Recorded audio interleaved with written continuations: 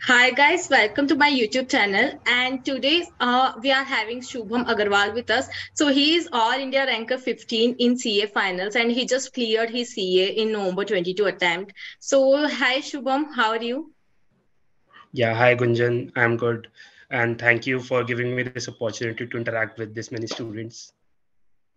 Yeah, it's pleasure to having you, Shubham. And before starting the session, I just want to let you know, guys, that Shubham is someone who has cleared all CA final levels, means his CPT as well as inter as well as final with all India rank. Hmm. So it's just Yeah, so glad to hear that, because many students के साथ जो ज्यादातर students के साथ दिक्कत फंसता है वो ये होता है कि इतने सारे अटेम्प्ट्स हर एक लेवल पे आके नहीं हो जाते हैं कि वो पूरे तरीके से लाइक उन्हें समझ में ही नहीं आता दैट ये सीए कोर्स इतना मतलब इतना टफ क्यों है। तो शुभम आज हमसे पूरा स्ट्रेटेजी शेयर करने hmm. वाले हैं कि किस तरीके से उन्होंने इस कोर्स में पढ़ाई करी, किस तरीके से आपको जो है पढ़ाई Hmm. करना चाहिए एंड आप स्मूथली इस कोर्स को किस तरीके से क्लियर कर सकते हो। तो शुभम, सबसे पहले I just want to ask first question कि आपका जो स्ट्रेटेजी है इसके लिए मतलब तीनों ही लेवल्स के लिए क्या किस तरीके से आपने पूरा स्ट्रेटेजी प्लान किया था। Okay so talking about my strategy, मेरा फर्स्ट फोकस हमेशा क्या होता है? मेरा फर्स्ट फोकस होता है कि हमेशा मैं क्लासेस पे ध्यान दूँ और क्लासेस कंप्लीट करूँ किसी भी सब्जेक्ट की। And when I am talking about classes, it's like कि मैंने लेक्चर लिया, उसको रिवाइज करा, उसमें होमवर्क मिला है, उसमें क्वेश्चंस हुए, उसको एक बार देखा दोबारा, एंड तब जाके मैं उस क्लास को कंप्लीट मानता हूँ। इट्स नॉट लाइक कि मैंने 3 घंटे का लेक्चर देख लिया और वो खत्म हो गया। इट्स ऑलवेज अबाउट कि आप 3 घंटे के लेक्चर को 15-20 मिनट क्लास के बाद देख के समराइज कर रहे हो किसी तरीके से। तो हाँ, तीनों लेवल पे मेरा यही अप्रोच था कि मैं क्लासेस मीन्स करता था, घर हैंड इन आके हैंड रिवाइज की करता डेली था। जिस तरीके से अगर डेली मैंने आज कुछ 3 घंटे का लेक्चर देखा तो बिफोर स्टार्टिंग माय नेक्स्ट हाँ, लेक्चर आप उसको एक थोड़ा सा समरी में करोगे 10-20 मिनट्स लेके, right? Right, right, yes. Okay. उस क्लास में क्या हुआ उसको थोड़ा, ताकि वो क्या होता है कि हम क्लास में तो कर लेते हैं एक बार कॉन्सेप्ट्स, हम्म। लेकिन जब मैं खुद में कर देखता हूँ ना बैठ के वो कॉन्सेप्ट, तो तब समझ आता है कि मेरे को कितना समझ आया या मेरे को कितना समझ नहीं आया, कहाँ मैं लैग कर रहा हूँ। तो इसलिए राइट। उसे एक बार गो थ्रू करना बहुत इंपॉर्टेंट है। यहाँ पे पता है बहुत सारे students, Shubham, I think you will like agree with me कि बहुत सारे बच्चों के साथ ये हम्म, प्रॉब्लम हो जाता है कि वो 3-3 घंटे का पूरा क्लास एक साथ कर लेते हैं एंड देन उसके हाँ, बाद पूरा जब क्लास खत्म होता है लास्ट में तो उन्हें खुद को समझ में नहीं आता है, लाइक उन्हें लगता है कि हमने जो भी पहले पढ़ा तो वो कंसेप्ट सब कुछ हम्म, माइंड से हट चुके हैं। सो राइट। ये आपने बहुत क्योंकि सही बताया। क्लासेस के साथ, हाँ, क्लासेस के साथ क्या होता है ना, क्लासेस टीचर ने पढ़ा दिया, वो हम्म क्लास हम्म वहाँ पे टीचर का काम खत्म हो जाता है, बट उसके बाद हमारा काम चालू होता है एंड वो बहुत बच्चे नहीं करते हैं। तो राइट इसलिए मेरे ख्याल से रिजल्ट हमारा 10% ही रहता है, क्योंकि वो 10% बच्चा ही रिवाइज करता है। Right right right. Hmm, okay Shubham, sir Shubham as you said कि आपने क्लासेस के टाइम पे जो था मतलब आप इस तरीके से उसका शॉर्ट में रिवीजन किया करते थे। सो बेसिकली हाँ। किस तरीके से होता था, लाइक आप उसके वक्त उस टाइम अपने कुछ शॉर्ट नोट्स कुछ चार्ट्स टाइप सा कुछ बनाते थे? नहीं, मेरा क्या था, मेरे को ना स्टार्टिंग से ये था कि मेरे को जो मेन नोट्स होते हैं ना उससे पढ़ने में अच्छा लगता था। तो अच्छा। I like can not study from any summary notes, any charts और ऑल। हाँ यहाँ तक हाँ। कि मैंने सीए फाइनल में भी सारे मेन मॉड्यूल से 1.5 दिन पहले रिवाइज किया है। तो ओके ओके। मेरा ये होता है कि मैं मेन मॉड्यूल को अगर मैं 4 बार पढ़ूंगा ना तो उसका टाइम अपने आप कम होता रहेगा। बट आप तो उसमें इसलिए मैं कहीं क्या ना करता, मैं कहीं main main important modules. Concept highlight तो करते जाते होंगे, राइट? हाँ, राइट, हाइलाइट्स और अंडरलाइंस होते थे उसमें, ऑब्वियसली हम्म। कीवर्ड्स हाइलाइट्स होते थे। जैसे कोई क्वेश्चन है, जैसे डीटी आईडीटी में क्वेश्चंस होते हैं बहुत सारे, तो उसमें राइट। अगर एक दो चीजें इंपॉर्टेंट है, हाँ हाँ। उन दो चीजों को हाईलाइट करके आगे चलता था। ओके वैसे मैं ओके। उसको वो समराइज उस तरीके से करता था, ना कि मैं अपने शॉर्ट नोट्स बनाता था। So Shubham, I just want to know कि आपने किस तरीके से ड्यूरिंग योर ऑफिस ना during your articleship how do you manage your classes, like किस तरीके से आपको, क्योंकि हम सब जानते हैं सुबह से तो शाम पूरा जो है वो ऑफिस में ही हो जाया करता हाँ। है एंड उसके बाद वर्क प्रेशर इतना होता है and I think if I am not wrong then आपका आर्टिकलशिप ईवाई से हुआ है, right? One of yes. The big four. So वहां तो हम यस। सब जानते हैं कितना ज्यादा वर्क प्रेशर होता है। तो किस तरीके से आपने पूरा अपना फाइनल का क्लासेस मैनेज किया? सो मेरा डेली ऑब्जेक्टिव होता था, मतलब मेरा डेली मैंने गोल सेट किया हुआ था कि मैं एक लेक्चर एक सब्जेक्ट का देखूंगा, be it okay. Any season, be it any day, be it Sunday Monday, be it hmm. की बहुत प्रेशर चल रहा है ऑफिस में। मैं सुबह उठता था 5:30 बजे, मैं 5:30 बजे उठ के लैपटॉप ऑन करके एक लेक्चर देख लेता था अपना। क्योंकि अच्छा। क्या होता था कि सुबह का टाइम मेरे हाथ में होता है कि मैं ऑफिस 9 बजे जाऊँ, 10 बजे जाऊँ, तो इतना हम्म। एडजस्ट कर सकता था। लेकिन शाम को टाइम मेरे हाथ में नहीं होता, क्योंकि ऑफिस से मैं हो सकता है कभी 11 बजे आ रहा हूँ, कभी 2 बजे आ रहा हूँ। तो राइट। इसलिए मैं हमेशा एक गोल सेट था मेरा, मैं सुबह उठ के एक लेक्चर देखूंगा। एंड हर सब्जेक्ट को ना मैंने एक टाइम फ्रेम दिया हुआ था, लाइक सपोज मैंने FR की क्लास लिया आज, तो मैंने FR को बोला मेरे को 4 मंथ्स में कंप्लीट कर दूँ, तो मैं उसे 4 मंथ्स में ही कंप्लीट करने का पूरी कोशिश करता था कि मैं 4 मंथ्स में कर लूँ, चाहे मुझे एक दिन में 2 लेक्चर देखने पड़े सुबह शाम को या कैसे भी करना पड़े, लेकिन 4 मंथ्स मीन्स 4 मंथ्स। ओके तो उस तरीके से हर सब्जेक्ट को मैंने टाइम स्लॉट दे दे के मैंने कंप्लीट किया था, एंड डेली एक लेक्चर का, बस उससे ज्यादा कुछ नहीं। अच्छा, तो मतलब सारे क्लासेस जो भी थे आपने सब कुछ पेन ड्राइव मोड पे इस तरीके से ऑनलाइन लिए थे, right? Yes yes, pen drive, okay only pen drive. Okay. हाँ। सो शुभम, ये तो हो गई जब आपका आर्टिकलशिप चल रही थी तभी की कैसे मैनेज किया आपने, बट स्टडी लीव्स हाँ। अगेन जो हमें मिलती है लास्ट के 5 to 6 मंथ्स मिलती है, बहुत इंपॉर्टेंट पीरियड होता है, तो आपका उस टाइम पे किस तरीके से आपका स्टडी प्लान हुआ करता था? ठीक है, तो क्या था, मैंने स्टडी लीव से पहले ना अपने सारे शेड्यूल बना के अपनी क्लासेस कंप्लीट करी थी स्टडी लीव से जस्ट पहले। I got my study leaves in the month of June, June starting से ओके। हमें मिल गया था, तो इट्स अप्रोक्सीमेटली 5 मंथ्स। तो हम्म। मैंने स्टडी लीव स्टार्ट होते ही ना 1-2 दिन पहले मैंने पढ़ाई शुरू नहीं करी, मैंने हम्म। रिसोर्सेज इकट्ठे करे पहले कि हम्म। किस सब्जेक्ट में क्या रिसोर्सेज फाइनल है, क्योंकि क्या होता है हमारे पास ना बहुत सारी बुक्स हो जाती है जब हम क्लासेस लेते राइट। हैं, कि मेन नोट्स है, समरी नोट्स है, क्वेश्चन बैंक है, किसी टीचर की चार्ट हम्म। बुक है, कोई सेल्फ रिलेटेड बहुत नोट्स फेला है, फेला कुछ हो जाता है। कोई आरटीपी है, कोई एमटीपी है, कोई प्रिंट आउट्स है, तो उन सबको इकट्ठा करके मैंने एक सेट्स बनाए हर सब्जेक्ट के, कि 8 सब्जेक्ट है तो ये 8 सेट्स पढ़ने हैं मेरे को। अच्छा। तो यू वोंट बिलीव, मेरे पास ना 4 सेट्स ऑफ बुक पड़े हुए थे, उसमें 2 हम्म। सेट अपने आप कम हो गए उसमें, तो मेरे को सिर्फ 2 अच्छा। सेट्स थे जो मेरे को पढ़ने थे। तो हम्म। पहले 2 दिन लगा के तो मैंने अपना मटेरियल फाइनलाइज किया कि मेरे को ये पढ़ना है। फिर राइट। उसके बाद मैंने सब्जेक्ट्स के ना 2 सब्जेक्ट के ग्रुप बनाए, और एक ग्रुप में 2 subjects, I used to study 2 subjects per day, okay. Approximately 12 to 16 hours की सिटिंग रहती लाइक थी मेरी, मे बी वो इस इफेक्टिवली तरीके का 10 कॉम्बो आवर्स। होता होगा कि 1 theory and 1 practical subject, practical theory, है राइट ना? Right, practical theory, right.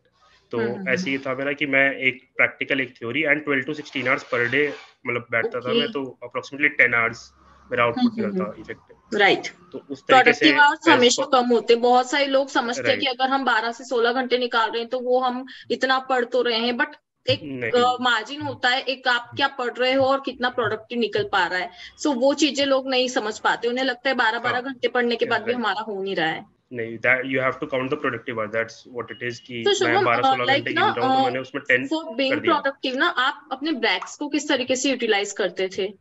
Like जो बीच बीच में ब्रेक थोड़े थोड़े ब्रेक्स होते थे, बहुत सारे लोग करते हैं कि उस टाइम उनका स्क्रीन टाइम बहुत ज्यादा बढ़ जाता है, तो एज सच। नहीं, बेसिकली क्या होता था मेरा ना, जैसे मेरा 12 to 16 आवर्स है, तो मेरा हम्म। स्टडी शेड्यूल था, मैं 2.5 से 3 घंटा पर सेशन बैठता था, उससे ज़्यादा नहीं। तो 2.5 से 3 घंटा per session, suppose I start at, my schedule was 7 to 10, like I use to study from 7 AM till 10 PM। तो ओके। जो पहला सेशन होता था 7 to 10 का सेशन होता था, हम्म। 7 AM to 10 AM, and after that मेरा हाफ एन आवर का जो ब्रेक होता था उसमें मैं नहाता था, ब्रेकफास्ट करता था, तो उसमें स्क्रीन टाइम नहीं होता था मेरा। Hmm. Second, I used to schedule 10:30 to maybe like 12:30 और 1। उसके बाद होता था मेरा लंच वाला सेशन, तो मैं हम्म। लंच 1 घंटे का लंच ब्रेक लेता था, तब भी स्क्रीन टाइम नहीं होता था मेरा। फिर हम्म। 2 बजे के बाद 2 से 5 वाला सेशन एक और होता था, फिर 5 बजे जाके जो ब्रेक होता था उसमें मेरा फोन या लैपटॉप वाला टाइम था सिर्फ। तो ओके। मतलब मेरा जो शेड्यूल था ना उसी में मैंने स्क्रीन टाइम कम कर दिया था, क्योंकि क्या होता है कि अगर मैं वैसे प्लान ना करूँ तो मेरा, मुझे पता था ब्रेक्स में मैं फोन ही चलाता रहूंगा हमेशा, सही या है। लैपटॉप सर्व करता रहूंगा, कुछ भी करता हम्म। रहूंगा। और फोन से भी लाइक शुरू में तो मेरे पास था, लाइक व्हाट्सएप टेलीग्राम सब थे मेरे फोन में, हम्म। लास्ट के 1 मंथ में जाके मैंने सब हटाया था, उससे पहले नहीं अच्छा। हटाया था, लास्ट के 1 मंथ में जाके मैंने सब हटा दिया था। हम्म। हम्म। तो ओके। इस तरीके से हम स्क्रीन टाइम कम कर सकते हैं, प्लान करके ही करना पड़ेगा वो, और कोई तरीका नहीं है। और अगर फिर भी नहीं हो रहा तो फोन स्विच ऑफ करने का एक ऑप्शन है, लेकिन वही बेस्ट है। सही बात है, बिल्कुल। कुछ कुछ लोगों के साथ एक्चुअली ये वाला जो फोन का डिस्ट्रैक्शन है बहुत होता है, एंड अपार्ट हाँ फ्रॉम मोबाइल डिस्ट्रैक्शन और भी कई सारे तरीके के डिस्ट्रैक्शंस उनको होते हैं, बहुत सारे अलग अलग तरीके के। So Shubham, my next question is कि किस तरीके से एक स्टूडेंट जो है वो इन डिस्ट्रैक्शन को अवॉइड कर सकता है एंड अपना फोकस जो है वो ज्यादा बढ़ा सकता है? आई गेस इसके लिए ना पहले गोल क्लियर होना बहुत जरूरी है, कि मुझे करना क्या है अल्टीमेटली। एग्री। मेरे को क्लियर था मुझे सी फाइनल्स क्लियर करना है, नवंबर 22 में कर तो करना है, दैट्स इट। मेरे पास फोन है, मेरे दोस्तों के फोन आते थे, मतलब मेरे 2-3 दोस्तों के अलावा मैंने किसी से बात नहीं करी 6 मंथ्स में। इनफैक्ट ये वो आपने दोस्त अभी मेरे बहुत को अच्छा बोलते हैं। पॉइंट बताया, क्योंकि सेम ये स्ट्रेटेजी मैंने भी अप्लाई किया था। मैंने लिटरली हम्म, उस टाइम सिर्फ एक या दो फ्रेंड्स ऐसे रखे थे जिनसे कि मैं थोड़ा हम्म, सा पढ़ाई से बेसिस भी, अगर मुझे कुछ सीए हाँ, बैकग्राउंड का होना चाहिए, कुछ मुझे डाउट्स आ रहे हैं तो मैं उससे डिस्कस कर हम्म, सकूं। प्लस एक दो फ्रेंड्स कुछ ऐसे जो कि अगर मुझे पढ़ाई से ज्यादा कुछ अलग कुछ बात करनी है तो वो रखना हम्म, चाहिए, ताकि आप हर बार आप 24 आवर्स भी एकदम उस जोन में नहीं रह सकते, क्योंकि ये कोई 1 या 2 दिन की बात है या 1 या 2 महीने की बात। 6 महीने you have to put 12 to 16 hours study एकदम इतना राइट कंटिन्यूअसली। तो कोई तो ऐसा होना चाहिए जो कि थोड़ा सा भी उसके अलावा अगर आप कुछ बात करने का मन है तो कहीं ना कहीं वो आपको थोड़ा सा चीयर अप कर सके। तरीके से आपको एक बहुत ज्यादा ग्रुप के लोगों को जरूरत नहीं होती, 2 या 3 फ्रेंड्स आर राइट इनफ। हाँ enough, these are more than enough. तो वही मैंने बोला, पहले गोल सेट करने की जरूरत है कि करना क्या है। ये लोगों का मैंने राइट। देखा गोल ही सेट नहीं होता, वो टारगेट करते हैं 40 मार्क्स के लिए। अब मैंने हम्म। टारगेट 60-70 का करूंगा तब जाके इंस्टीट्यूट में को 50 के पास लेके आया। बिल्कुल तो बिल्कुल। टारगेट ही आपको हाई करना है, तब जाके आप वो कर पाओगे अचीव। यही बात मेरी भी माननी है कि अगर आपका टारगेट ही हमेशा बहुत ज्यादा छोटा होगा तो फिर आप कहाँ, अगर आप सिर्फ 40 मार्क्स का सोचोगे तो आप प्रोबेबली 30s वाली लाइन में कहीं आके अटक जाओगे।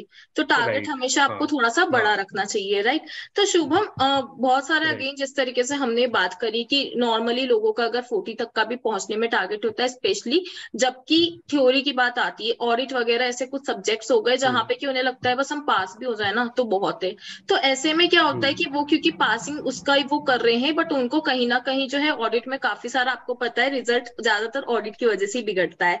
तो हाँ राइट ऐसे में ना उनका जो लाइक स्ट्रक्चर जो होना चाहिए पूरा आंसर्स ड्राफ्ट करने का, किस तरीके से उन्हें आंसर राइटिंग की प्रैक्टिस करनी चाहिए कुछ थ्योरी वाले सब्जेक्ट्स में। तो आंसर राइटिंग ना, मतलब एक तरीके से मैं कहूँ बहुत इंपॉर्टेंट पार्ट है, तैयारी से भी ज्यादा इंपॉर्टेंट मेरे ख्याल से राइटिंग है। क्योंकि बिल्कुल। आपको ना वहां जाके एग्जामिनर को एक्सप्रेस करना है कि हाँ देखो मुझे कंटेंट आता है। मतलब सीए फाइनल हम्म। का स्टूडेंट है, आई एम नॉट एज्यूमिंग कि वो पढ़ के नहीं जाएगा, पढ़ के सब हम्म। जाएंगे। But yes. इट्स लाइक कि how you communicate with the examiner at the same time. Right. तो जब मैं, मतलब पर्सनली मेरा क्या था कि मैं तो, जब 6 महीने की स्लीव्स थी मेरी, मैं हर दिन 2 थ्योरी क्वेश्चंस लिख के प्रैक्टिस करता था, कंपेयर करता था ओके। ऐसे के आंसर से, और देखता था क्या दिक्कत है उसमें। तो hmm. That was my schedule for last 6 months कि मैं हर दिन 2 क्वेश्चन लिख रहा हूँ, be it law, audit, costing, IDT में थ्योरी वाले क्वेश्चंस उनको लिखता था। लाइक आप एंड उससे ना आरटीपी एमटीपी में से कहीं से क्वेश्चंस लेते थे? From my teachers question bank only, okay faculties okay. Question में कोई भी हम्म। रैंडम पेज खोला, उसमें से 2 क्वेश्चन ले लिया और कर रहा हूँ। हम्म। तो उसमें एक स्ट्रक्चर ऑफ द आंसर आपको एक फ्रेम करना होता है माइंड में, कि फर्स्ट आई सही। Will explain the provision, that's the hmm. Applicable provision part. Second I will explain the facts of the case. Third right. Paragraph will be linking facts with the provision, right. and fourth will be the conclusion part. And right. conclusion should be short and crisp, like उसमें कोई ऐसी vagueness नहीं होनी चाहिए कि ऐसा होगा तो ऐसा होगा, ऐसा होगा ऐसा होगा। It should be clear stated in one line only कि हाँ ये ऐसा होगा। क्योंकि राइट। अगर वो वेग कंक्लूजन देते हो आप, तो वहां पे एग्जामिनर फिर आपको मार्क्स नहीं देगा कि आप ही क्लियर नहीं है प्रोविजन के बारे में। And hmm. Mind my words कि अगर जो ये पूरे स्ट्रक्चर है ना, हर स्टेप के मार्क्स है इंस्टीट्यूट के पास। ये नहीं कि आप फैक्ट्स नहीं लिख के आओगे या आप एनालिसिस नहीं करोगे तो उसके मार्क्स आपको मिल जाएंगे, नहीं, आपको करके आना पड़ेगा तभी उसके मार्क्स मिलते हैं। तभी आप देखोगे बिल्कुल, वो थ्योरी स्टेप क्वेश्चंस में मार्किंग ना, होता है पूरा हर एक चीज राइट का। हाँ, 4 में से बच्चों को 2 या 3 मार्क्स मिलते हैं एंड दे आर लाइक कि मैंने सब लिखा था। But hmm. इंस्टीट्यूट का आंसर भी तो देखो, उसमें वो प्रोविजन लिख रहा है, उसमें वो फैक्ट्स लिख रहा है, फिर वो लिंक भी कर रहा है प्रोविजन को। अब आप एक स्टेप मिक्स कर देते हो उसमें, इंस्टीट्यूट तो मार्क्स काटेगा ना उसमें। राइट। तो दैट्स द वे। आपको थ्योरी के आंसर लिखने में बहुत ज्यादा मेहनत चाहिए होती है, एंड वो लिखने से ही आएगा, कंपेयर करने से आएगा, प्रैक्टिस करने से आएगा। सो आपने जो है लास्ट के जो 6 मंथ से आप डेली की डेली आंसर राइटिंग प्रैक्टिस करते ही थे, राइट? राइट हाँ, डेली के daily 2 answers for theory. Practical तो मेरा ऐसा था कि मैं लाइक फर्स्ट डिवीजन में मेरी रेशियो वाज 1:10, लाइक 10 क्वेश्चंस देख रहा हूँ तो मैं एक हाथ से लिख रहा हूँ। फिर सेकंड हम्म। डिवीजन में वो रेशियो और बढ़ जाती है, 1:20, 1:30 की रेशियो चली जाती है वो। हम्म। तो प्रैक्टिकल तो राइट। ऐसे ज्यादा थ्योरी में, क्योंकि क्या होता है हम जब पढ़ रहे होते हैं तब लिखने का इतना वो नहीं होता कि हाँ ठीक है हम्म। समझ आ गया, ये कंक्लूजन आएगा। बिल्कुल। इसलिए मैं अलग से उसको 2 क्वेश्चन तो आप लिख के उसको प्रैक्टिस पूरा करता फुल था। फ्लैश लिखते थे या फिर सिर्फ पॉइंटर्स बना बना के लिख देते थे?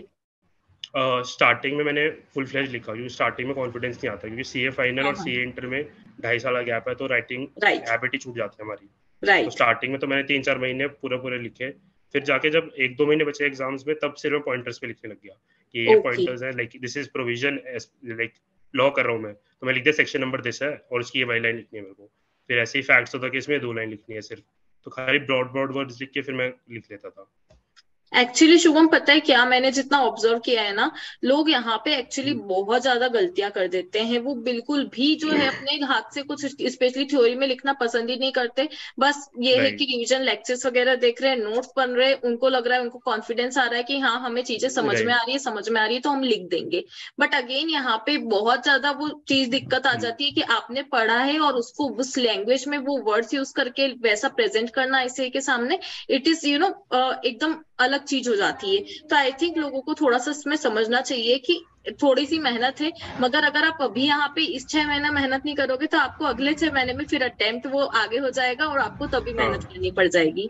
सो अगेन ये आपने बहुत इंपॉर्टेंट राइट पॉइंट जो है वो डिस्कस किया है। Now my next question to you, कि जिस तरीके से आपने ये एक मिस्टेक बताया कि लोग जो है वो राइटिंग ज्यादातर नहीं करते हैं और वो अवॉइड करते हैं आंसर्स का, तो इस तरीके की और क्या क्या मिस्टेक्स होती है जो कि एक स्टूडेंट कर सकता है और जो कि नहीं करना चाहिए उसे?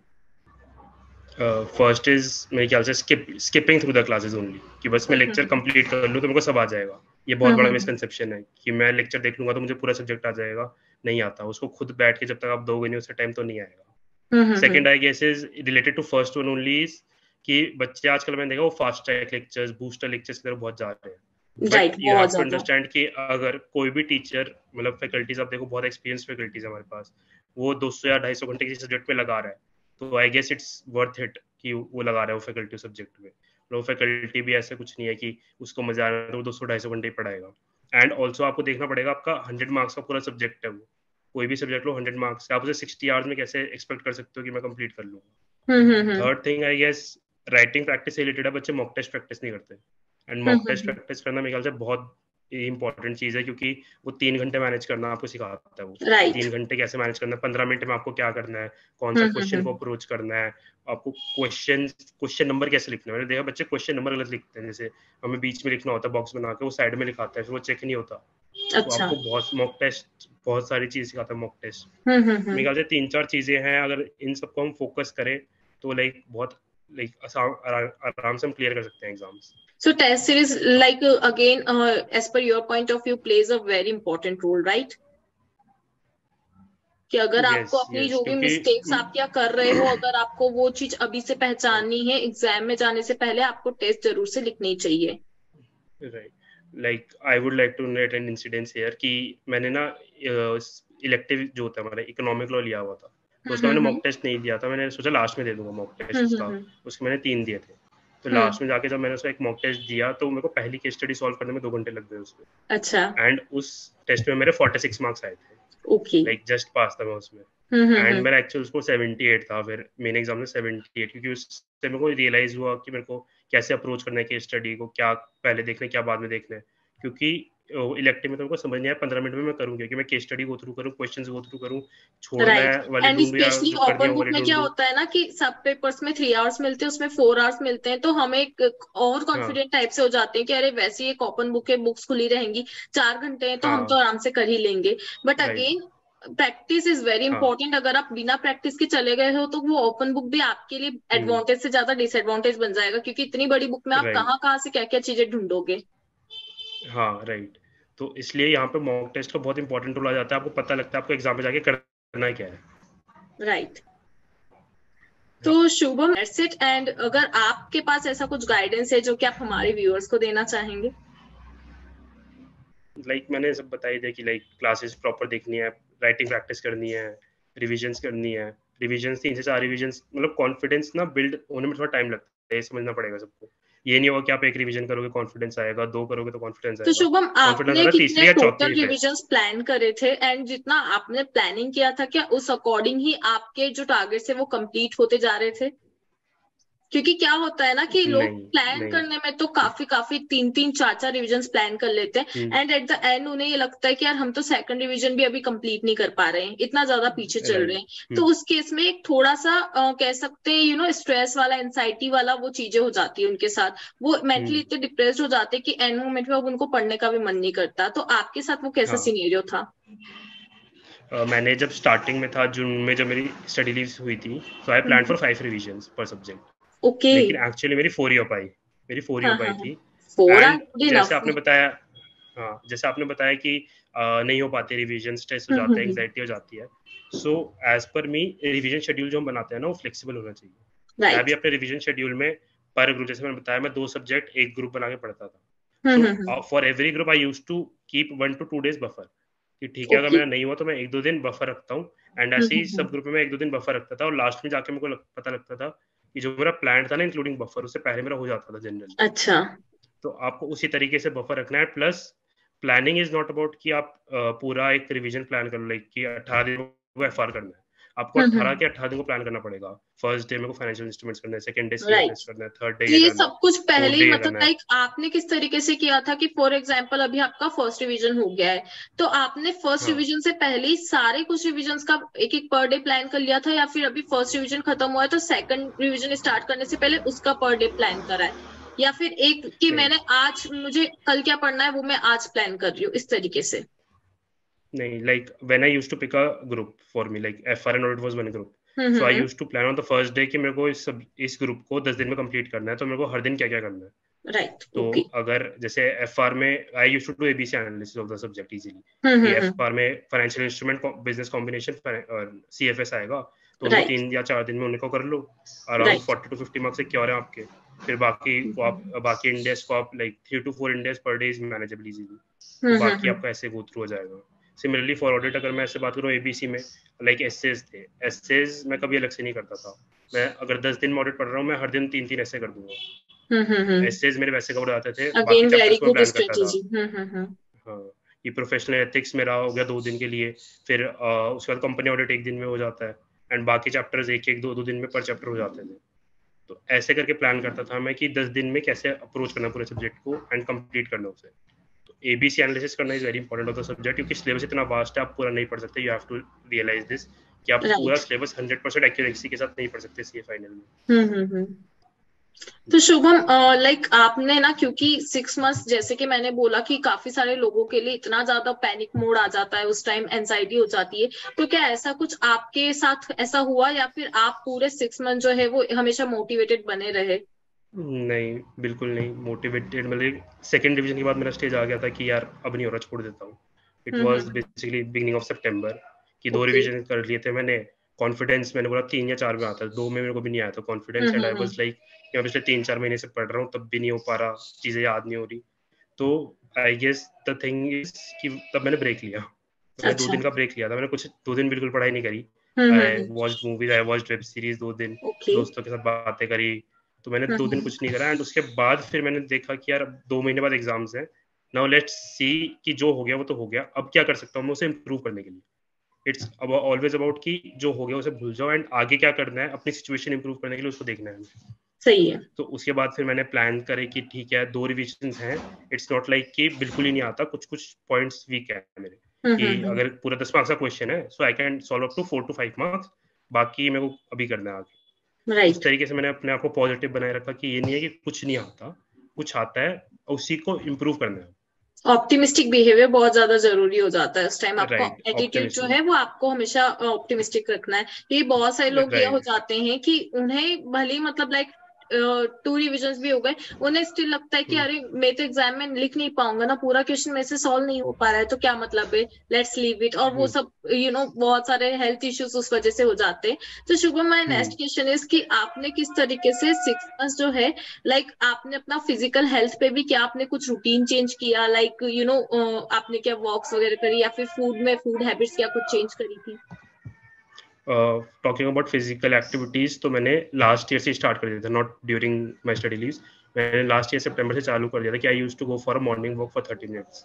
30 minutes morning walk and 15 minutes exercise in the morning. तो 45 मिनट्स का मेरा ये शेड्यूल फॉलो किया मैंने. 6 मंथ भी मेरा ये कंटिन्यू था. Second thing, talking about my food habits, मैंने बाहर का थोड़ा खाना कम किया.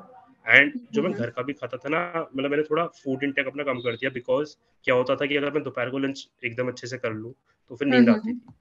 तो if I right. used to eat like 4 chapatis, so I used to eat 3 only during my 6 okay. months. 3 खा लेता हूँ कि नींद नहीं आएगी. So it was like this. Further, sleeping habits के बारे में अगर हम बात करें, sleeping मेरा normal था 6 to 7 hours मेरे को चाहिए. Plus अगर मेरे को तब भी नींद आ रही है तो I used to follow the concept of power naps, कि 10 मिनट 2 सेशंस किए, फिर 10 मिनट का पावर नैप ले लिया बीच में, या 3 सेशंस के बाद एक पावर नैप ले लिया. तो ये 3-4 चीजें मैंने फॉलो करी थी हेल्थ के उस पर्सपेक्टिव से। Okay Shubham, so this is basically how all India rank के लिए क्या क्या सेक्रीफाइस करना पड़ता है, किस तरीके से सब कुछ पहले से वो करना पड़ता है एक्चुअली एडवांस में प्रिपरेशन। एंड एक रैंकर को भी कहीं ना कहीं लाइक यू नो ऐसा स्टेज आ सकता है जब उनको एंजाइटी हो जाए कि नहीं यार, मतलब एक डिमोटिवेशन वाला चीज आ जाए। तो Shubham, like my last question to you is कि आपका ना पहले, क्योंकि आपका सीपीटी में रैंक रहा था, आपका आईपीसीसी में भी रैंक रहा, तो क्या उस वजह से ना एक वो होता है ना कि एक ओवरबर्डन टाइप सा आ जाता है, क्योंकि लोगों का एक्सपेक्टेशंस बहुत हो जाता है ऐसे में कि यार अब भी रैंक लाना है, फाइनल में भी लाना है, तो उस तरीके का बर्डन क्या आपके था क्या? लाइक आपको be it you know from your friends और फैमिली, या फिर खुद का भी कुछ से एक्सपेक्टेशन कि नहीं मेरे को इस बार भी रैंक लाना है, तो कुछ इस तरीके से बर्डन आपको फील होता था? मतलब था, मतलब हर जगह बातें हुई थी कि लाइक इसके इंटर में भी ऐसी फाउंडेशन में भी तो फाइनल में भी लाएगा rank, be it office be it within family और एनीथिंग। दोस्त भी बोल रहे थे कि यार तेरा इंटर में आया, फाउंडेशन में आया, फाइनल में तो ले ही आएगा। It was for like them like कि केक वॉक है, मेरे तो हो जाएगा। लेकिन द थिंग इज मैंने उस चीज को ना एज अ वो नहीं देखा, बर्डन नहीं देखा, मैंने उसको एज अ मोटिवेशन देखा कि हाँ ठीक है, मैंने फाउंडेशन में क्रैक किया है, मैंने इंटर में क्रैक किया है रैंक, तो फाइनल में भी कर सकता हूँ। Like I know the strategy, मतलब मैं ठीक जा रहा हूँ जो भी है, मुझे पता है, I have all like I know all the sources जो मेरे को चाहिए इस चीज को क्रैक करने के लिए।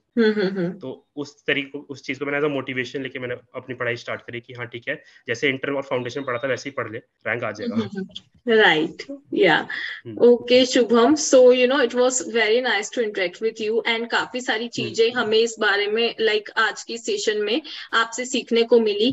Basically सबसे पहला मेन पॉइंट जो मैंने देखा है कि उसमें मुझे जो फील होता है पर्सनली, जो आप कुछ अलग कर रहे हो जो कि बाकी स्टूडेंट्स नहीं कर पाते, इज दैट कि जो आपने पढ़ा है 3 आवर्स का क्लास में, उसका डेली रिवीजन क्या होता है। बहुत सारे लोग जब क्लास स्टार्ट करते हैं ना, इतने जोश के साथ स्टार्ट करते हैं कि लाइक फर्स्ट वीक तो वो पूरा उसको प्रॉपरली रिवाइज करेंगे, बट जैसे जैसे उन्हें लगता है कि अभी मेरे को जल्दी से क्लासेस खत्म करनी, जल्दी से क्लासेस, तो वो वहां पे जो है डेली रिविजन स्किप करने लगते हैं। तो it is like very good point that you have mentioned, and I hope कि इस पूरे जो वो हमारा सेशन रहा है, इसको कोई भी स्टूडेंट जब देखेगा तो उससे काफी कुछ हेल्प होगा अपना स्ट्रेटेजीज डिसाइड करने में, अपना पूरा स्टडी प्लान करने में. So thank you again, Shubham. And yeah, it was so nice to have you on this channel. Yeah, same the same. Okay, Shubham. Bye, and all the best for your future.